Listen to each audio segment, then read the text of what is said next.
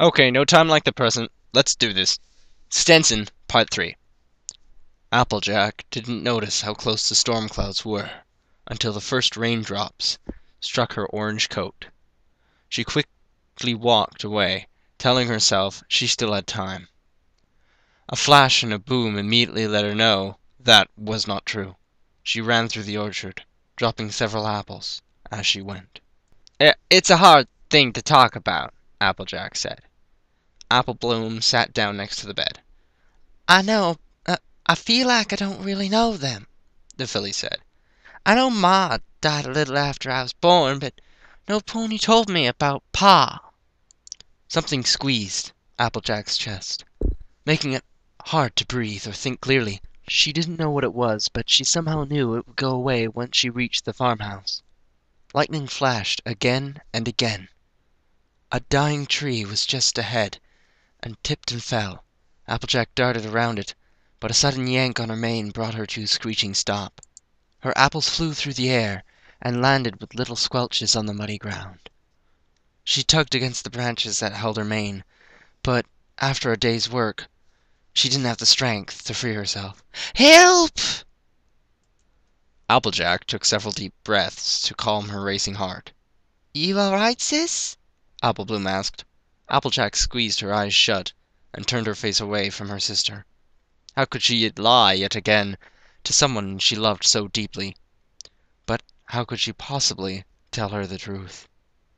Some pony help me! Jackie! Pa's distant voice carried through the wind and somehow reached Applejack's ears. There he was, charging towards her, as though the storm was powerless to slow him down. Jackie! You all right? My mane! It's stuck! Applejack cried. Pa grabbed her mane in his teeth and yanked hard. Her mane broke free with a loud snapping of wood, and she shook her head vigorously to rid it of the twigs and branches tangled in her hair. Come on, Pa said, pushing her forward with his nose. Let's get into the house before the storm gets any worse. Applejack, talk to me! The farmhouse came into sight, after what felt like hours of running. Applejack had long since lost track of which drops of water on her face were raindrops and which ones were her tears. Come on, Jackie, Pa gasped. Just a little further. Applejack's hoof struck a stone, and she hit the muddy ground with a grunt. She heard her father's hooves slide to a stop next to her. A second later, her fur stood on end as a lightning bolt struck a nearby tree. The next thing she knew, she was flying through the air, sounds of snapping wood and raging winds filling her ears. There was a loud thud when she hit the ground. By the time she got to her hooves, she could no longer see her father. Only the tree that lay where he stood a moment before. Applejack tried not to let her body shake, for Apple Bloom's sake. She felt the filly's hoof on her shoulder and squeezed her eyes tighter, willing the tears to stop. What's wrong, sis? Apple Bloom asked. Applejack took a deep breath and met her sister's wide eyes with her own. How could she tell her? How could she not? She looked in the mirror once again. Her eyes were red and puffy. Her mane was starting to get tangled again. "It was my fault," she whispered. Apple Bloom frowned. What's your fault? Applejack couldn't bear to look in her own reflection. "It's my fault he's dead." Ma refused to let Applejack leave the house, and for once the orange filly didn't argue. She watched from her window as 4 stallions cleared the fallen tree, while Ma and Big Mac watched. She couldn't get a good look at what was going on, but her mother's anguished cries were more than enough for her. Applejack turned away from the window and looked at her muddy Stenson, which lay on the floor near her bed. She picked it up and put it on before crossing the room to look at herself in the mirror. Her mane and coat were coated in muck, and for a moment she couldn't believe she was really looking at her own reflection. This wasn't her. This was the face of a pony who broke her promises. This was the face of a pony who put her loved ones in danger. She tore the Stenson off her head and threw it across the room. Pa had given that to Applejack, not the imposter who looked back at her through the glass. Applejack heard the stairs creak and ran to her door. Big Mac was walking slowly up the steps, head bowed. What is it?" Applejack asked. Did they find him?" Yup, Applejack gulped. Is he okay?" nope. Applejack took a step back. Big Mac's accusing glare was more than she could bear. She slammed the door shut behind her and huddled on the floor, trying not to hyperventilate. "Pa," she whispered, as though saying his name would make everything okay. "Pa, come back." She didn't know how much time passed before Granny Smith quietly opened the door to her bedroom door. "I brought you lunch, dear," she said softly, placing an apple and a daisy sandwich on the floor beside her. "Bring your plate down when you're done." Applejack stared at the sandwich for a long time. The next day she returned the plate to the kitchen. "I was running away, Apple Bloom," Applejack said. She couldn't believe how much she just told her little sister. But once she started, it was almost impossible to stop. "After what happened, I couldn't bear to face Ma and Big Mac. So I ran away to the city, hoping to leave the past behind me." "So why'd you come back?" Apple Bloom asked. "What changed?" Applejack let out a heavy sigh as she watched the sun rise over the city. She didn't like it. Everyone was so sophisticated. Everything was always so noisy, and she was just a little lost farm pony failing to fit in. She thought leaving her memories behind would help her forget the hole in her heart, but it had only grown worse. "Well, you're up early." Applejack turned to see Aunt Orange standing in the doorway. "Is there something on your mind?" Nah," Applejack replied, leaning against the windowsill as she returned her gaze to the sunrise. "I'm just an early riser, I guess." Applejack heard her aunt's clicking hoof steps across the floor behind her. "You know, your uncle and I have been a little worried about you, Applejack," she said.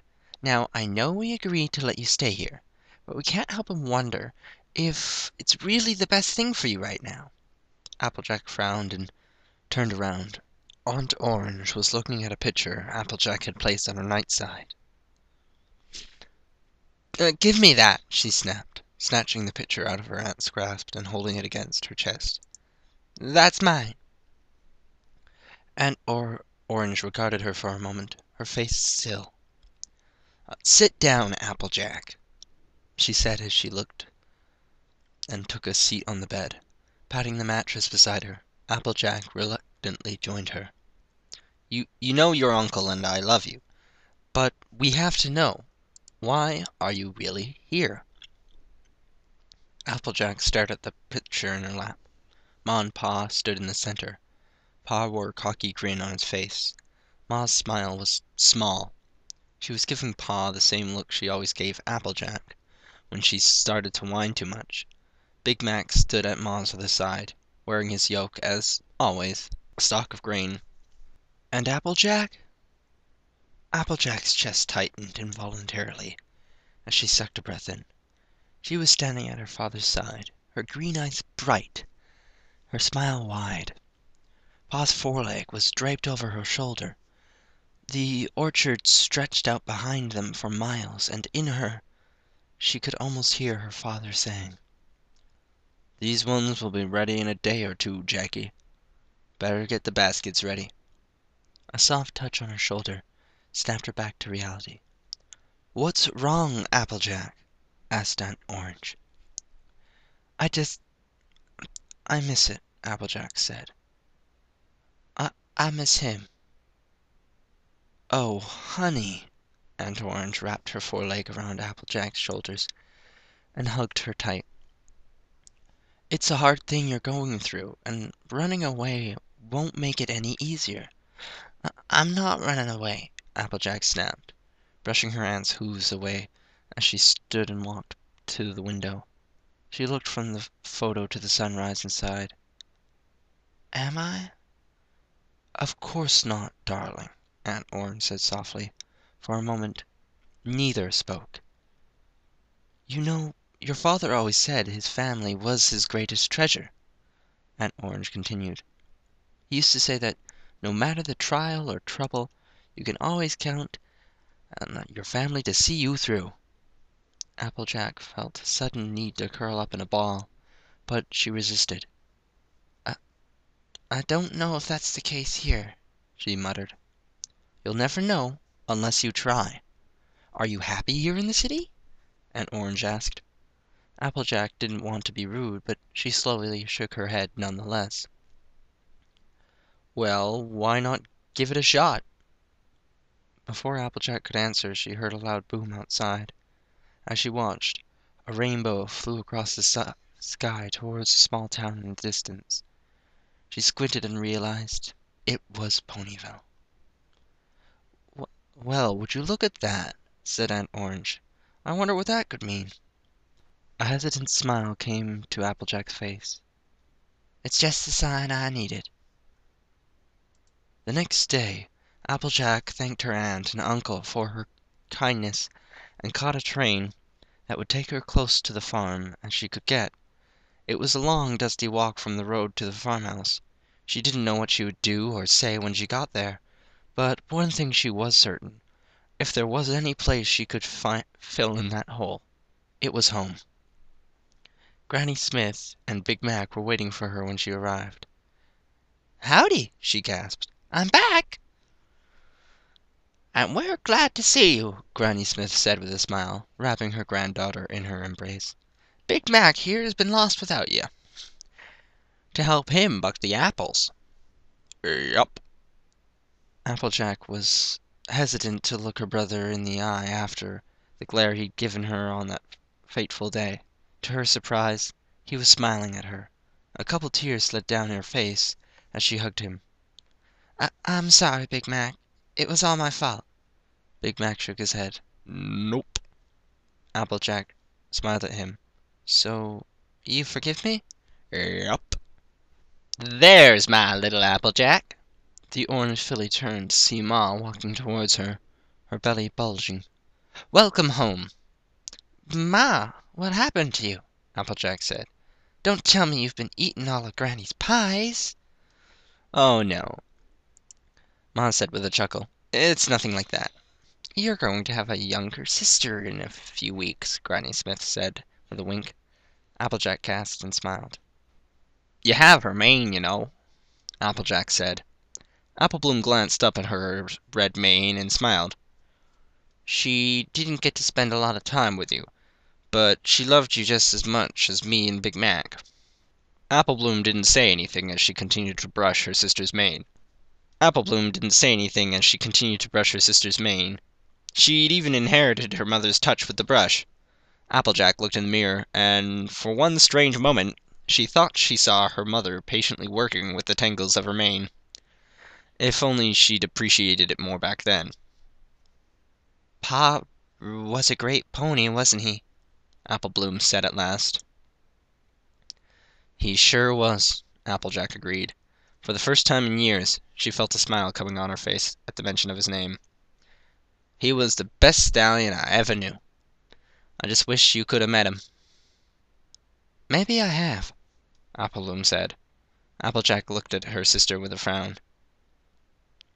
Granny Smith says you're just like him. She does? And I think that's where I'm going to call it quits.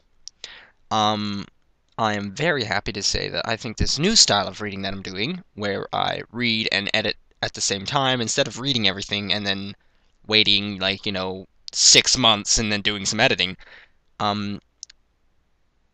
is a much more efficient system. Because I now have, about a 15-minute reading here. And I only did it in about, probably only took me around half an hour to make. Not including the upload time, because I'm still recording this, of course, so I can't exactly predict the future in the upload time. But I'm going to call it quits here for this episode, primarily just because I know that a 15-minute episode will take probably a long time to render, and I don't want to be sitting here with this thing rendering. Anyway, glad to say I should be able to get more episodes back up, because yeah, I got this one out pretty fast. The other one should come out faster too. I hope. Anyway, thank you all for listening. And subscribe to Doom Pie, or I don't know, something like that. See you later, and yeah, bye.